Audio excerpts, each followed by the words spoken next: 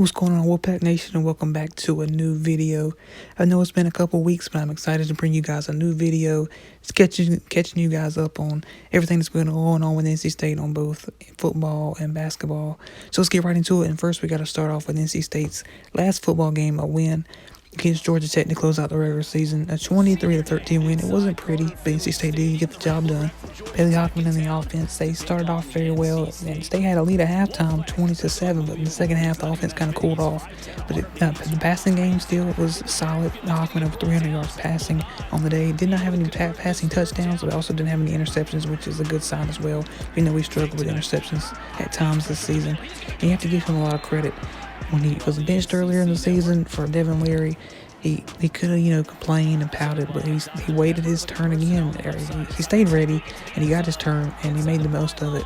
Now, don't get me wrong, I think if Devin Leary had started every single game this season, State could potentially have been 9-2 or maybe even 10-1.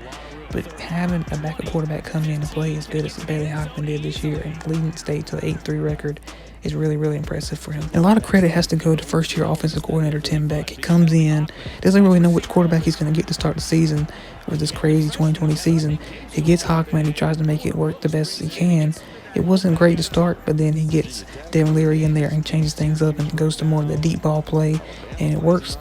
Devin Leary's out there throwing the football around, off to a great start of the season, and then the injury comes in, and then Beck has to change things up again and play to more of Hockman's style, which is quick throws and establishing the run game, and it all leads to an 8-3 season. And if we can get Larry in there next year, there's no telling where the State team can go. With this young team, with young running backs, young receivers, and Leary, who will be maybe still be a sophomore next year. We'll see how they manage his injury, if he gets a medical red shirt or not, due to all this stuff going on this year. I don't know how it's going to work. I don't know if we'll get fifth-year seniors back, like Mezzi. He could potentially come back for another season. There's a couple other guys I can't really name off the top of my head. I'll have to make another video talking about potentially the seniors that can come back for an extra season due to the NCAA allowing more eligibility due to the COVID season. But if State can bring back all these guys on offense, get Person, get Bam Knight, get quarterbacks healthy, and just build on what they started this year under Coach Tim Beck, this offense can be very, very good for years to come, including, not even talking about the guys coming in this recruiting class that's actually pretty solid. We also can't forget about the defense. In this game particularly, the defense struggled stopping the run, especially on the quarterback runs. I know I talked about that in the video, it feels like forever ago.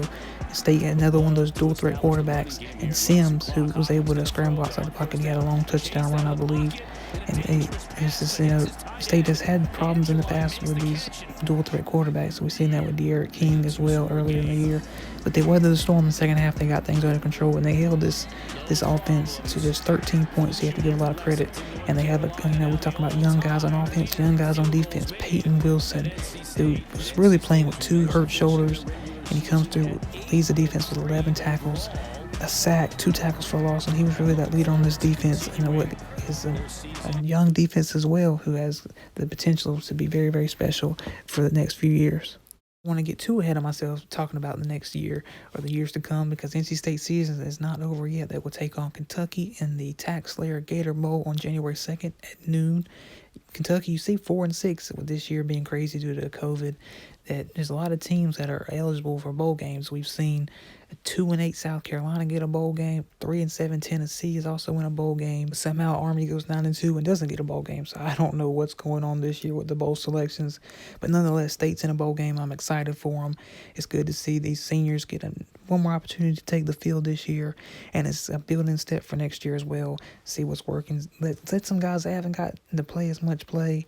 And I don't think State will have Aleem McNeil, the outstanding defensive tackle. He, before the Georgia Tech game, declared for the NFL draft a potential early pick in the draft, maybe a second-round pick. Who knows? We'll see where he goes in the draft. I'm excited for him and his future. So I doubt we'll have him for that bowl game, but I'm still excited to see State play in this game. And again, that game's on January 2nd in Jacksonville, Florida at noon. And, of course, we'll be having a prediction video dropping before that game, a final one of the season. And I think after that one, we'll look back on our predictions for the season. We'll have a video made just to look back and see how we did. I think we did okay this year. We'll see.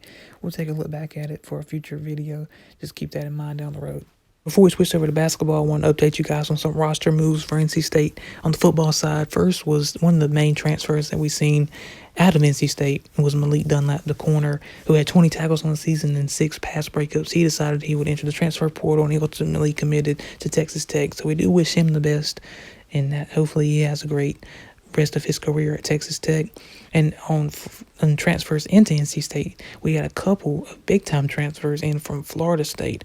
2 guys from Florida State, former 4-star recruits, headed to NC State. Cyrus Fagan, who was a safety, he commits to NC State. Also, Corey Durden, a defensive tackle. So NC State gets 2 huge pickups from inside the division, inside the ACC, transferring over to the Pac. Two big-time pickups for that defense. They're going to definitely be impact players. Now switching things over to basketball for the Pac, and we should start off by saying it's been a tough and a frustrating pretty much past month or so for the NC State basketball program. They've had 5 games either canceled or postponed over that time period. The first one was back at the end of November against William & Mary. That game was canceled. They were able to play their next game against UMass Lowell, but then after that, they seen their UConn game get canceled. They had a game against Florida Atlantic canceled. They had the game against Michigan. The ACC Big Ten Challenge game was canceled. Game last week that was supposed to be their ACC opener against Louisville wound up being postponed to a later date. That then led that one actually was not on NC State's part. The few games before for the UConn Michigan game were on NC State's part. They had positive tests within their program, which led to those cancellations. But the Louisville one was on Louisville's part, and then NC State decided they would schedule a game against St. Louis that following Thursday, which the game was against Louisville. SLU and NC State, one of the biggest games that SLU has had in quite some time. Javante Perkins got it stripped away. Numbers for Beverly. Gives it up. And the 16 matchup. Really, it was due to the part of not having many bodies. In the first half, State looked fairly decent. They had Manny Bates playing at a high level. He had 20 points, 8 blocks, 7 rebounds, maybe his best game in the NC State uniform. But in the second half, State really wore down. They had 9 players available, as I mentioned earlier. In reality, it was really 7 because Nick Farrar did not see any time on the court in this game, and Jalen Gibson only seen 1 minute of action. So State really had a 7-man rotation, and we've seen that in Coach Keats' last few years at State. And I mentioned in my last video, this seemed like Coach Keats' deepest team at NC State, and he loves to have deep teams and full court press and play at a fast pace and make a lot of substitutions and get guys in and out. But he couldn't do that against St. Louis. But it was good for State, despite the loss, to get back on the court and get players back into playing because they've had practices missing a lot of guys, and being in and out of quarantine with some players. It's good to have them back on the court and getting their legs back under them. This ended up being a quick home-and-home series that State's going to run with St. Louis. I think St. Louis next year will return to Raleigh for a game. So that'll be interesting to see if State can kind of get a revenge and hopefully at full strength next year against St. Louis. St. Louis is a solid team, and they improved to 6-0 after this win. But State, there's not much you can really blame them for being down to 7 guys and also in foul trouble late in the second half. You'd like to see them win and play better, but it is what it is. At least they get a game underneath them because with ACC play starting up, they need games under their belt. They need more experience, and they got some more on Saturday. They got a win against Campbell, 69-50. And this game in the first half, State trailed most of the first half, really. They led by 2 at halftime, but in the second half, they were able to pull away. And Jericho Helms led the way with 19 points. He really responded well. I know he was really frustrated because being from St. Louis, he had a rough game against St. Louis. It was kind of a coming-home game for him, and he didn't play well. So he came out in this game and played really, really solid. State got an important win to improve to 4-1 on the season. Again, another game down to really their small rotation of 8 or 9 guys. Nick Farrar and Jalen Gibson did get more playing time in this game. Farrar got his first points in NC State uniform, and I expect him to score a lot more in a Wolfpack uniform. Hopefully he'll have a great career. And, of course, this one felt better to get the win and have an impressive second half to pull away. But both games against St. Louis and against Campbell were good for State going into conference play and getting guys back on the court after being away from games. You take about a month off between games, and it's good to get back on the court and get a feel for the game. This is the first game at PNC Arena also, where they'll be playing their conference games, which start on Tuesday night against guess who? Arch rival North Carolina. State will open ACC play against North Carolina on Tuesday night. So that should be It's always interesting to look forward to against North Carolina. Carolina coming off a win against Kentucky, a very, very struggling Kentucky team who has had a very poor start to the season. I believe they're 1-5. It's very uncharacteristic of a Kentucky team to start the season so bad. But Carolina 5-2. So we'll see how that one pans out. Again, that's Tuesday night to start ACC play in state. Hopefully they can get, in my opinion, 2 of the 3 best players who are out right now. Hopefully they can get them back for this game against North Carolina. That's going to be very, very important to have those guys back, especially DJ Funderburk. Carolina's a team has a lot of big men. They have, of course, the ACC preseason player of the year, Garrison Brooks, back. They're starting big man. They have Armando Bacot, Walker Kessler, and Dayron Sharp, a couple of freshmen, 5-star centers. So having DJ Funderburk and Manny Bates in there is going to be huge to slow down those big men. And at this moment, I have no idea if DJ Funderburk or Cam Hayes will be available Tuesday night against Carolina. Again, that game is at 9 o'clock. A huge game to start ACC play. Obviously, you want to get ACC play started off on top 1-0, and it comes against your arch rival. And we hate Carolina, of course. And these games are always big for State and Carolina. So we'll see what happens. I wish we could know for certain if we had DJ and Cam. Hopefully we will. We'll see. And hopefully we can if we get everybody back. I'm not going to make basketball predictions like I do football this year.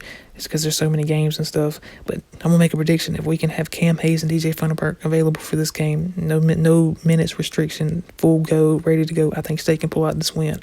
Carolina's a very vulnerable team. They were vulnerable last year and we couldn't get the job done. But this team, I think NC State healthy, having Cam Hayes at point guard leading the way. And as DJ Funderburk, if they can contain Carolina's bigs, they can pull out a win and start ACC play 1-0. But we'll have to wait and see on Tuesday night. Hopefully no cancellations. Hopefully we can get all of our guys back and things will work out and we can see Wolfpack Basketball open up ACC play against North Carolina. And if you did enjoy this video, make sure you hit that like button. Make sure you subscribe to this channel. Appreciate everybody for watching this video. And as always, go Pack.